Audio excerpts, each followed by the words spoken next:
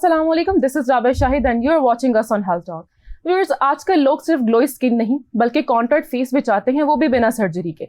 Non surgical aesthetic treatments जैसे fillers, HIFU और fattening procedure जैसे ट्रीटमेंट्स ने ब्यूटी इंडस्ट्री को बदल के रख दिया। बट द क्वेश्चन इज, क्या ये ट्रीटमेंट सेफ हैं, इफेक्टिव हैं और क्या ये ट्रीटमेंट्स हर स्किन के लिए इफेक्टिव हैं? आज हम जानेंगे। हमारे साथ स्टूडियो में मौजूद हैं certified aesthetic physician doctor Irfa Shahid. अस्सलाम वालेकुम doctor Irfa, welcome to Health Talk. Doctor Irfa, first of all मैं आपसे पूछना चाहूंगी कि मार्केट में बहुत सारे ट्रीटमेंट्स अवेलेबल हैं, तो फैट रिडक्शन के कौन कौन से ट्रीटमेंट्स हैं जो एस्थेटिक क्लिनिक्स पर अपनाए जाते हैं या यूटिलाइज किए जाते हैं? जी, बेसिकली बहुत ज़्यादा फैट के पेशेंट्स आते हैं हमारे पास कि हमें without surgery, without any operation या इस तरह से हमें लाइपोसक्शन के बगैर हमें फैट रिडक्शन चाहिए। मोस्टली गर्ल्स का ये इशू है कि आजकल उनको डबल चिन का है, हाँ। फिर बैली फैट है, तो इस तरह से है। तो हम इसमें सबसे पहले तो फैट इंजेक्शंस भी यूज़ करते हैं, फैट ड्रिप्स भी हैं, ठीक है। इसके साथ मल्टीपल ट्रीटमेंट्स हम ऐड करते हैं। लेकिन जो फैट ड्रिप्स हैं और फैट इंजेक्शंस हैं, इनके मल्टीपल सेशंस के साथ पेशेंट्स को रिजल्ट मिलता है, but it's effective. Fat injections में आजकल आपने सुना होगा ओज़ेम्पिक नाम का एक इंजेक्शन है, बहुत ज़्यादा उसकी हाइप क्रिएट हुई है। बेसिकली वो टाइप 2 डायबिटिक पेशेंट्स हैं, उनके लिए यूज़ किया जाता है, वो उसकी शुगर को कंट्रोल करता है। आजकल जैसे कि बहुत ज़्यादा हाइप क्रिएट हुई है ओज़ेम्पिक इंजेक्शन की। ओज़ेम्पिक जो है बेसिकली वो टाइप 2 डायबिटिक पेशेंट्स जो है उनके लिए यूज किया जाता है। उसमें शुगर को वो कंट्रोल करते हैं, लेकिन रिसेंट उसको जो यूज किया जा रहा है वो एज अ वेट लॉस में यूज किया जा रहा है। डॉक्टर इरफा, अभी आपने बात की ओज़ेम्पिक की, हमने बहुत सारे सेलिब्रिटीज देखे हैं, नॉट इवन इन पाकिस्तान बल्कि बॉलीवुड में भी, जैसे करण जौहर हैं, बादशाह हैं, कपिल शर्मा हैं। और अगर हम पाकिस्तान की बात करें तो मुझे लगता है कि हमारे जो बिलावल भुट्टो हैं उन्होंने भी ओज़ेम्पिक यूज किया। बेसिकली काफी एक्ट्रेस और फेमस पर्सनालिटीज इसको यूज करती हैं, ठीक है। बेसिकली क्योंकि सबके पास इतना ज्यादा टाइम नहीं है कि वो जिम को कंटिन्यू कर सकेंगे, डाइट्स करें, तो ये है कि इंस्टेंट रिजल्ट्स देता है विद इन सेशंस में, ठीक है। लेकिन इसके साथ साथ फिर भी आपको जो है ना डाइट भी मेंटेन रखनी है, एक्सरसाइज भी ऐसा इस तरह से नहीं कि जिस तरह से पहले आपको पूरा जिम के थ्रू अपनी डाइट को मेंटेन करना या वेट लॉस करना, लेकिन ओज़ेम्पिक के साथ साथ भी आपने इसको मेंटेन जरूर करना है। ओज़ेम्पिक की जब हाइप बनी थी तो सुनने में ये भी आ रहा था कि इसके बहुत ज्यादा साइड इफेक्ट्स हैं जो आपको अभी तो नजर नहीं आएंगे, लेकिन आप यूज करने के कुछ अरसे बाद। बेसिकली मैंने आपको बताया कि टाइप 2 डायबिटिक पेशेंट्स हैं वो यूज कर सकते हैं इसको, ठीक है। इसके अलावा टाइप 1 वाले भी नहीं यूज कर सकते, ठीक है। थायराइड पेशेंट्स जो हैं, या आप अपने जनरल फिजिशियन से सबसे पहले कंसल्ट करवा कर फिर आप डॉक्टर से, डर्माटोलॉजिस्ट के पास जाएं, किसी प्रोफेशनल के पास जाएं, फिर उनके साथ अपनी हिस्ट्री शेयर करें उसके according. Otherwise it's safe for type 2 diabetic patients, ठीक है, क्योंकि वो उनके शुगर को कंट्रोल करने के लिए होता है। लेकिन अब रिसेंट इसको यूज किया जा रहा है कि for weight loss, double chin के लिए यूज किया जा रहा है, इसको फुल बॉडी के लिए यूज किया जा रहा है। बेसिकली हमारे क्लिनिक्स पे स्लिमिंग ड्रिप्स के लिए भी पेशेंट्स आ रहे हैं। उसमें क्या होता है कि हम ड्रिप लगाते हैं IV के थ्रू और वो पूरी बॉडी को मेंटेन करता है। ओवरऑल वेट लॉस करती है, कोई स्पेसिफिक पार्ट से नहीं करती। बेसिकली आप ड्रिप्स में लें या अगर आपने किसी स्पेसिफिक एरिया का करवाना है तो फिर उस पे हम स्पेसिफिक एरिया को टारगेट करते हैं। जैसे डबल चिन है तो उसके लिए हम सिर्फ डबल चिन पे फैट इंजेक्शन को स्पेसिफिक एरिया पे टारगेट कर लेते हैं ताकि वो विद इन सेशंस में जो एरिया है उसको कवर कर लें। ओके, अच्छा, जो फैटनिंग प्रोसीजर्स हैं आपके क्लिनिक में लड़कियां आती होंगी, खवातीन आती होंगी, बिल्कुल, तो वो किस टाइप के प्रोसीजर ज्यादा प्रेफर करती हैं? डबल चिन है, समटाइम्स आर्म फैट होता है, लेग्स है, थाई फैट है, बेली फैट है, तो किस तरह के पेशेंट्स आते हैं? बेसिकली जो हमारे पास ज्यादातर क्लाइंटेज है वो डबल चिन की है, क्योंकि फेस जो ऐसा कि सबसे पहले आपके फेस अपीयरेंस होती है उससे सही है, तो लोगों को आजकल लड़कियों को ज्यादातर है कि जॉ लाइन इनहैंस हो। फीमेल्स के साथ साथ हमारे पास मेल क्लाइंटेज भी बहुत है जो कहते हैं कि हमारी जॉ लाइन इनहैंस हो। जी बिल्कुल, वो कहते हैं कि हमारी जॉ लाइन जो है बिल्कुल इनहैंस हो। बिल्कुल, तो डबल चिन के जो है वो बहुत ज्यादा क्लाइंटेज है, क्योंकि फीमेल भी मेल्स भी, और बेली फैट की तरफ भी अब लोग आ रहे हैं, क्योंकि बेली फैट भी वो चीज है जो स्टब बॉर्न फैट होता है। तो इसीलिए क्या कि लोग कहते हैं कि हम ओज़ेम्पिक यूज कर लें या फैट इंजेक्शन यूज कर लें। बेसिकली ये L-कार्टिनाइन इंजेक्शंस होते हैं, तो इसीलिए पेशेंट्स इसको यूज करते हैं कि ताकि हमें विद इन सेशंस में, विद इन मंथ्स में रिजल्ट मिले। जो हम ओज़ेम्पिक के ड्रिप्स यूज करते हैं वो हम वीक में 1 टाइम पेशेंट को रिकमेंड करते हैं कि आप आएं और वीक में 1 बार एक बार। अच्छा, अभी मैंने नाम लिया था फिलर्स का, HIFU ट्रीटमेंट और फैटनिंग प्रोसीजर्स जो हैं, तो ये सबसे पहले मैं चाहूंगी आप ये बताएं कि फिलर्स क्या है, HIFU क्या है और फैटनिंग प्रोसीजर्स क्या है, ये तीनों कैसे डिफरेंट है? बेसिकली जो HIFU है वो है हाइफू है, ठीक है, वो हाई इंटेंसिटी फोकस्ड अल्ट्रासाउंड है, ठीक है। उसमें हम क्या करते हैं कि पेशेंट को, जैसे हमने फैट इंजेक्शन का एक डबल चिन पे लगा दिया, ठीक है, तो उसके साथ हम मल्टीपल, मैंने आपको कहा, ट्रीटमेंट्स देते हैं। जैसे कि हाइफू देते हैं, उसमें हम क्या करते हैं कि स्पेसिफिक एरिया पे हमारे पास मशीन मशीन है हाइफू, वो क्या होता है कि फोकस्ड अल्ट्रासाउंड, जो टारगेट है, जो एरिया है, उस पे हम अल्ट्रासोनिक फ्रीक्वेंसीज लगाते हैं, तो वो क्या होता है कि विद इन मंथ्स में, विद इन डेज में इसके रिजल्ट्स आते हैं। तो क्या होता है कि वो एरिया थोड़ा स्ट्रेच होना शुरू हो जाता है और वो टाइटनिंग हो जाता है, जो फैट के इंजेक्शन के रिजल्ट्स होते हैं वो डबल हो जाते हैं और ज्यादा वास्ट हो जाते हैं, जल्दी रिजल्ट्स आना शुरू हो जाते हैं। तो ये क्या कि स्किन टाइटनिंग भी इससे आपकी होगी और ये डेप्थ तक जाके काम करती है, ठीक है। ये क्योंकि फोकस्ड अल्ट्रासाउंड होती है तो ये डेप्थ तक जाके जितने भी स्किन के मसल्स और ये उनको कॉन्ट्रैक्ट करती है, स्ट्रेच करती है और ये लॉन्ग लास्टिंग रिजल्ट्स देती है हाइफू जो है। ओके, तो जो फिलर्स हैं, फिलर्स और बोटॉक्स वगैरह में, इनके बारे में सुना है कि अगर आप फिलर्स या बोटॉक्स लेते हैं तो आपके एक्सप्रेशंस डेड हो जाते हैं, आपको एक्सप्रेशन दे ही नहीं सकते। बिल्कुल ऐसा ही है, लेकिन क्या कहते हैं, आप देखें जैसे कि 45 से अबव हो जाती हैं, पेरेंट्स हो जाते हैं, मदर्स हो जाती हैं, उनके क्रॉसफिट्स पे यहाँ पे लाइंस आना शुरू हो जाती हैं या आईब्रोज बहुत ज्यादा सैग करना शुरू हो जाती है। तो वो क्या होता है कि वो पेरेंट्स का ये है एंटी एजिंग है। मदर्स जो है हमारी, वो क्या कहते हैं, स्किन केयर रूटीन इतने अच्छे से फॉलो नहीं करते, सनब्लॉक का इस्तेमाल नहीं करते, तो क्या होता है ये एंटी एजिंग के साइंस हैं। अब मेल पैटर्न में भी बहुत ज्यादा आना स्टार्ट हो गया क्योंकि मेल्स को भी क्या है एंटी एजिंग से बचना है। तो वो क्या होता है कि क्या कहते हैं, स्किन सैग करना स्टार्ट कर देती है विद इन एज के साथ। अगर आपकी स्किन केयर रूटीन अच्छी नहीं है तो क्या होता है, स्किन सैग करना स्टार्ट कर देती है, वो लाइंस रिंकल्स आना स्टार्ट कर देते हैं। तो हम बोटॉक्स जो है या क्रॉसफिट्स पे लगा देते हैं, फॉरहेड पे लगा देते हैं कि कुछ लोग के फॉरहेड पे बहुत ज्यादा लाइंस होती हैं, तो उस पे के लिए हम बोटॉक्स यूज करते हैं। तो सर्जिकल और नॉन सर्जिकल ट्रीटमेंट्स में क्या डिफरेंस है? बेसिकली सर्जिकल जो है उसमें आपको क्या कहते हैं, ये कोई भी एक माइनर सा इंजेक्शन, और ये जो दूसरे एस्थेटिक प्रोसीजर है, ये हाइफू है, ये नॉन इन्वेसिव प्रोसीजर्स हैं। इसमें हम इंजेक्शन और इनका यूज नहीं करते, मशीन्स के थ्रू हम इसमें काम करते हैं, इसलिए इसको नॉन इन्वेसिव, हाइफू, आरएफ, ये सारे फेस टाइटनिंग के या बॉडी टाइटनिंग के प्रोसीजर्स हैं जो कि नॉन इन्वेसिव है। इसमें बिल्कुल माइनर सी या लाइट सी पेन होती है, वो भी आप पेशेंट पर डिपेंड करता है, कुछ पेशेंट्स को फील होती है, कुछ को वो भी नहीं होती। अच्छा, ये जो सारे प्रोसीजर्स हैं इनके बारे में हम बात कर रहे हैं, तो ये कितने टाइम पीरियड के लिए रहते हैं, कितना अरसा मतलब आपकी स्किन जो है वो वैसे ही रहेगी ट्रीटमेंट करवाने के बाद? अच्छा रबे, ये different skin to skin vary करता है। ऐसे है कि कुछ पेशेंट्स को हम ट्रीटमेंट करते हैं, उनका 1.5 ईयर भी टाइम स्टे कर जाता है, और कुछ का कहता है 8 and 9 months में रिमूव हो जाता है। ये आफ्टर केयर, ट्रीटमेंट के बाद केयर पे डिपेंड करता है कि आपने ट्रीटमेंट करवाया, उसकी अच्छी तरह से कितने प्रिकॉशंस किए हैं, केयर किए हैं, और आपकी स्किन ट्रीटमेंट के साथ कितना अच्छा कोऑपरेट कर रही है। तो ये हर डिफरेंट स्किन पे मैटर करता है। बाकी सब ट्रीटमेंट्स के डिफरेंट टाइम एक्सटेंशन है कि वो कितना टाइम स्टे करती है। अच्छा, आपने अभी बताया कि ये टाइप डिफरेंट होती है हर किसी की स्किन की, तो एक इंसान को कैसे पता लग सकता है कि वो मतलब ये प्रोसीजर करवा सकता है? क्या प्रोसेस है? देखिए, अगर आपका फैट है, अगर आप फैट से रिलेटेड बात करें कि डबल चिन है और वो उससे कंट्रोल नहीं हो रही एक्सरसाइज से भी, तो वो करवा सकते हैं, ठीक है। अब आपको जैसे हम किसी पेशेंट को 3 to 4 सेशंस में कंप्लीट कर देते हैं कि उनको रिजल्ट्स मिल जाते हैं। इसी तरह से कुछ पेशेंट्स को वो 3 to 4 सेशन में रिजल्ट्स नहीं मिलते, तो फिर हम उसको थोड़ा स्टे, मतलब थोड़ा लॉन्गर कर देते हैं कि चलो इसको 4 to 5 में आ जाएगा या 5 to 6 में आ जाएगा। वो फिर पेशेंट्स के रिजल्ट्स पर मैटर करता है, हर सेशन में पेशेंट को कितनी इंप्रूवमेंट आ रही है, फिर उसके अकॉर्डिंग हम पेशेंट को सेशंस देते हैं। अदरवाइज नॉर्मली 3 to 6 या 3 to 5 में इतने में पेशेंट्स को रिजल्ट्स मिल जाते हैं। तो ये जो सारे प्रोसीजर्स हैं, फॉर एग्जांपल एक पर्सन है या एक यंग एक खातून है, फॉर एग्जांपल 16 to 17 इयर्स की, अगर वो कोई प्रोसीजर लेती हैं फैट रिडक्शन का, डबल चिन के लिए, बेसिकली तो इतनी यंग एज में हम प्रोसीजर्स करते नहीं करते। तो मेरा ये सवाल यही था कि क्या एज स्पेसिफिक है? 18 अबव हम ये प्रोसीजर्स करते हैं, जैसे कि फैट रिडक्शन 22 और 23 इयर्स में। अभी तो इस एज में ग्रोइंग हो रही होती है, तो वो डाइट का भी इतना अच्छे से नहीं होता, जंक फूड बहुत ज्यादा ले रहे होते हैं बच्चियां, तो इसी वजह से क्या होता है कि डबल चिन हो जाती है, बेली फैट हो जाता है। अगर उसको मेंटेन विद इन डेज में कर ले तो वो गुड है। अगर आप 25-26 में भी जाके मेंटेन नहीं कर सकते तो फिर पेशेंट्स आते हैं हमारे पास कि हमें इंजेक्शंस लगा दें या स्लिमिंग ड्रिप्स लगा दें फुल बॉडी के लिए। अगर फुल बॉडी करवाने तो फिर हम स्लिमिंग ड्रिप्स रिकमेंड करते हैं। अगर कोई स्पेसिफिक एरिया तो फिर हम इंजेक्शन उस एरिया को टारगेट करते हैं। अच्छा, ये जो सारे फैटनिंग प्रोसीजर्स हैं, इनके साइड इफेक्ट्स क्या हैं, या कोई डैमेज होता है आपकी बॉडी पे?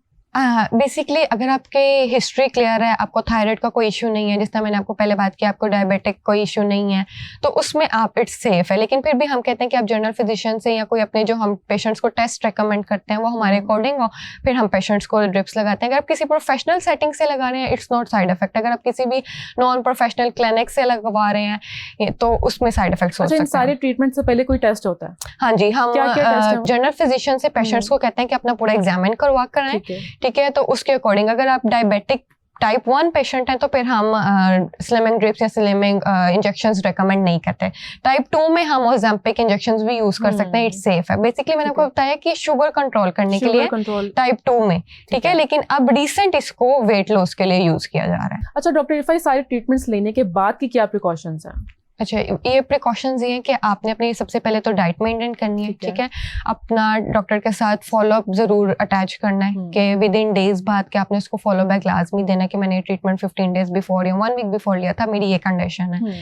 सेकेंडली ये कि आपने डाइट मेंटेन करनी है, एक्सरसाइज मेंटेन करनी है, ठीक है, उसके लिए ये क्या मस्ट है बिल्कुल कि उस तरह से नहीं कि जिस तरह आप पहले अगर इंजेक्शन और उनसे पहले करते थे, लेकिन इसके साथ भी उसको मेंटेन करने के लिए ये चीजें बहुत कंपल्सरी हैं। डाइट में क्या क्या लेना चाहिए?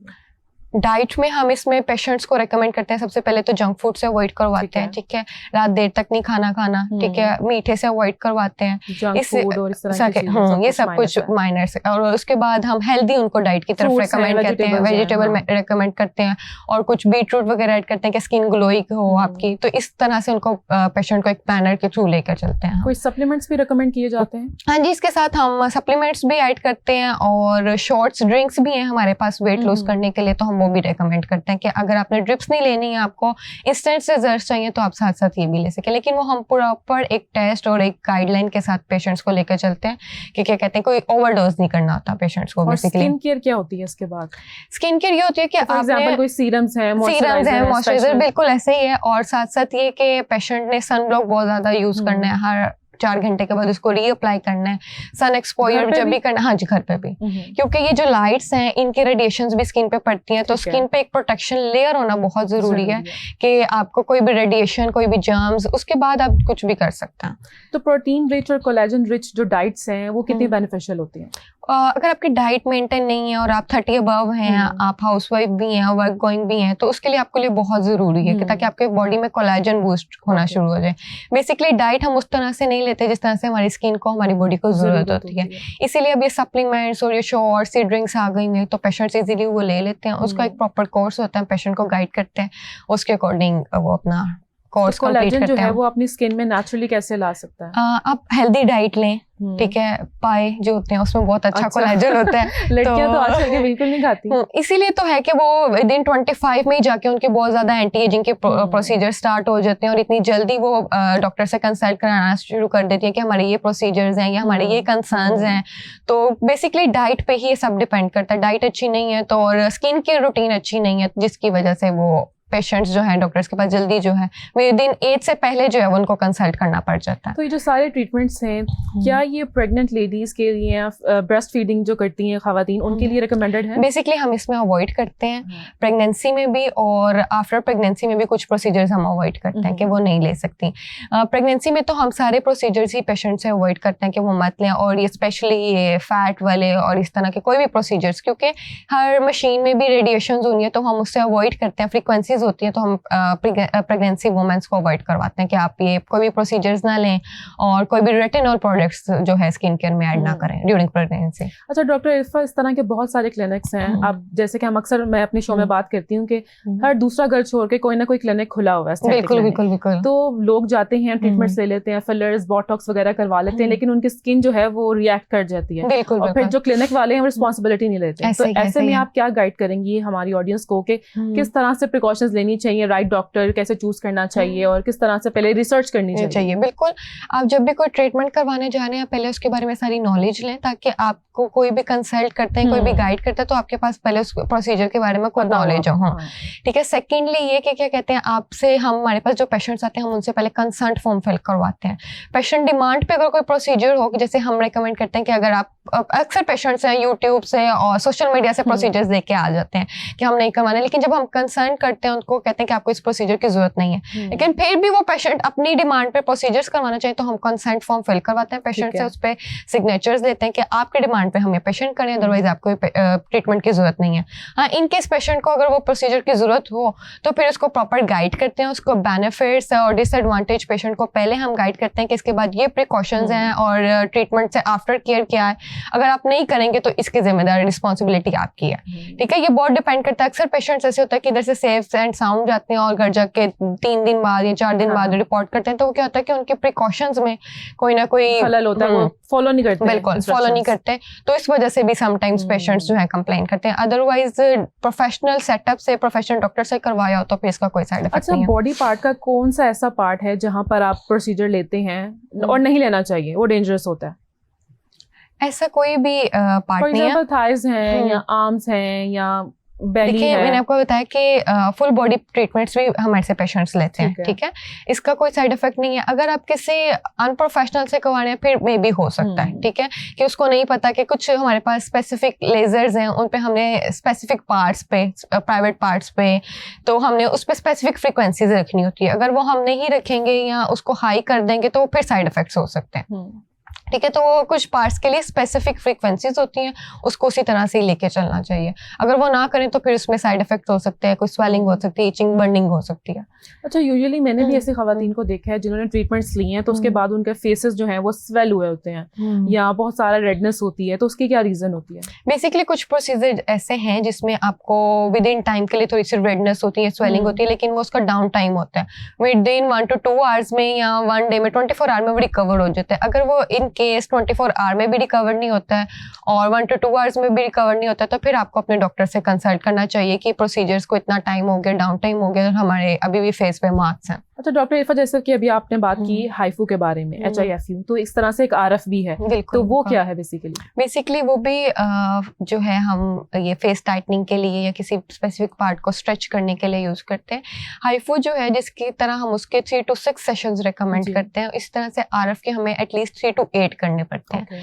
हाइफू में क्या होता है कि वो डेप्थ तक जाके काम करते हैं और RF रेडियो फ्रिक्वेंसी में क्या कहते हैं माइल्ड लेवल पे सिर्फ काम करते हैं, इसलिए इसको जो है थोड़ा सा इसका फौरन से इसका इंस्टेंट रिजल्ट आता है RF का, ठीक है। जैसे पेशेंट ने भी ट्रीटमेंट करवाया वो थोड़ी सा फेस को या बेली को स्ट्रेच जरूर फील करेगा, लेकिन इट्स टेम्परेरी। लेकिन जो हाइफू है वो क्या होगा कि परमानेंट रिजल्ट देगा, लेकिन वो उसका रिजल्ट थोड़ी देर बाद आएगा। हाइफू का ये है कि उसका रिजल्ट थोड़ी देर बाद आएगा, हाइफू का थोड़ी देर बाद आता है और RF का इंस्टेंट आता है, लेकिन वो टेम्परेरी होता है। हाइफू का अगर देर बाद आता है तो वो लॉन्ग लास्टिंग होता है, ठीक है, वो थोड़ा ज्यादा टाइम स्टे करता है। RF में ऐसा होता है कि पेशेंट ने अगर ट्रीटमेंट RF लिया तो फौरन से इसको स्ट्रेचिंग फील होगी, टाइटनेस फील होगी, लेकिन वो विद इन टाइम के बाद थोड़ा सा फिर डाउन हो जाएगा। हाइफू में ऐसा होता है कि थोड़ा सा टाइम, डेज उसमें लगते हैं रिजल्ट्स आने में पेशेंट्स को, लेकिन क्या होता है कि थोड़ा ज्यादा टाइम पेशेंट स्टे करता है। इसी तरह से लाइपोसक्शन भी है, तो वो क्या है? बेसिकली लाइपोसक्शन में हम क्या करते हैं कि एक लाइपोसक्शन है और फैट ग्राफ्टिंग है। उसमें हम क्या करते हैं कि जिस एरिया पे ज्यादा फैट है उधर से हम एक प्रॉपर प्रोसीजर के थ्रू वहां से फैट निकालते हैं और फिर उस फैट को जो है हम सारा उसमें से जो अच्छे वाला फैट होता है वो निकाल के दूसरे उस पे पार्ट में लगा देते हैं, ठीक है। तो इसमें ये सारा प्रोसीजर है कि जिस एरिया पे ज्यादा फैट है उसमें से हम वो एक्स्ट्रा फैट निकाल लेते हैं। जितने भी ट्रीटमेंट्स आपने बताए हैं क्या ये पेनफुल है? इसमें से कुछ प्रोसीजर्स लाइट से पेनफुल हैं, बाकी जो है वो इतने पेनफुल नहीं है। कौन कौन सा है जो? हाइफू RF में तो बिल्कुल भी आपको पेन नहीं होती है, ठीक है। और जो फैट इंजेक्शंस हैं उसमें आपको लाइट सी होती है। बेसिकली हमने उसमें भी नाम क्रीम पेशेंट को अप्लाई की होती है तो उसमें भी पेशेंट को लाइट सी पेन होती है। अदरवाइज हाइफू RF में तो बिल्कुल भी नहीं होती है। यूजुअली ट्रीटमेंट्स के बाद जैसे मैंने बात की स्वेलिंग हो जाती है, स्कारिंग हो जाती है, तो अगर आप दोबारा क्लिनिक नहीं आ सकते हैं, कुछ लोग होते हैं जिनको बहुत एक्सपेंसिव लगते हैं क्लिनिक्स, तो वो घर पर क्या ले सकते हैं प्रिकॉशंस? बेसिकली वो फिर ये होता है कि वो ऑनलाइन कंसल्ट कर लेते हैं, फिर हमें पता लग जाता है कि पेशेंट किस कंडीशन में है। जिस कंडीशन में होता है फिर हमें पता चल जाता है कि पेशेंट ने क्या प्रिकॉशन मिस किया जिसकी वजह से ये इशू रिपीट हुआ या ये इशू आया है।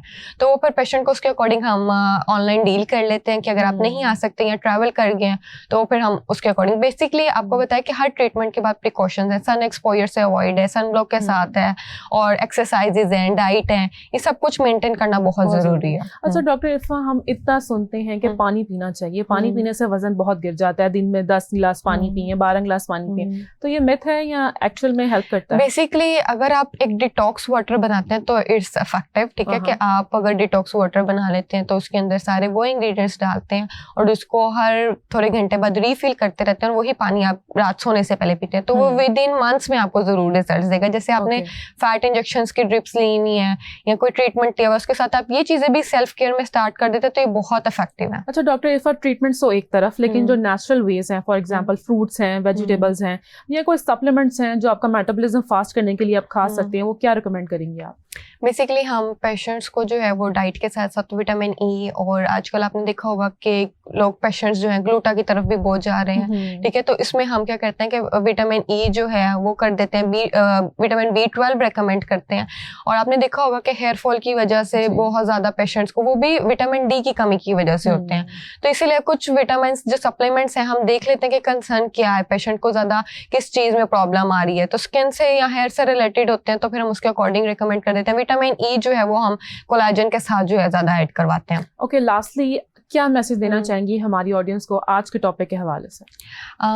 अपनी अगर आपने स्किन केयर रूटीन अच्छी कर लें, ठीक है, अपना सन ब्लॉक अच्छा कर लें, अपने नाइट केयर रूटीन में अक्सर मेल्स एंड फीमेल्स क्या करते हैं कि सारे दिन का जो डस्ट होती है या चूल्हे के आगे पेरेंट्स मदर्स जाती हैं तो क्या होता है कि रात को मुंह धो के नहीं सोती, तो सारा जो दिन का गंद होता है फेस पे लगा रहता है, ठीक है, इसलिए बेसिकली ये एंटी एजिंग बहुत जल्दी आना स्टार्ट हो जाती है, इसलिए आप रात को चेहरा लाजमी धो के सोएं और एक अच्छा मॉइस्चराइजर अप्लाई करें और दिन में जो है सन ब्लॉक को हर 4-4 घंटे के बाद लगाएं। डॉक्टर इरफा, अभी आप बात कर रही थी डिटॉक्स वाटर की, तो डिटॉक्स वाटर में क्या क्या चीजें ऐड होनी चाहिए? बेसिकली डिटॉक्स वाटर फॉर अगर वेट लॉस आप यूज करें तो और ग्लोइंग स्किन में यूज करें तो उसमें आप क्यूकम्बर ऐड कर सकते हैं, लेमन ऐड कर सकते हैं, मिंट ऐड कर सकते हैं, और फॉर वेट लॉस जो है उसमें आप जिंजर ऐड कर सकते हैं। और उसको मैंने आपको बताया कि हर घंटे बाद अगर जैसे आपने आधी बोतल हुई है तो उसको फिर थोड़ी देर बाद रीफिल कर लेना है ताकि रात तक वो पानी चलता है और सुबह नई बोतल बना लें उसको, और जैसे ही आप उस बोतल को बनाते हैं एटलीस्ट उसको 1 घंटा 2 घंटा रखें और उसके बाद उसको पीना शुरू करते हैं। Well, thank you so much, Dr. Irfa, for joining us and shedding light on such an important topic for all of us. Thank you so much. और आप सबसे मुलाकात होती है नेक्स्ट एपिसोड में, तब तक के लिए बाय बाय।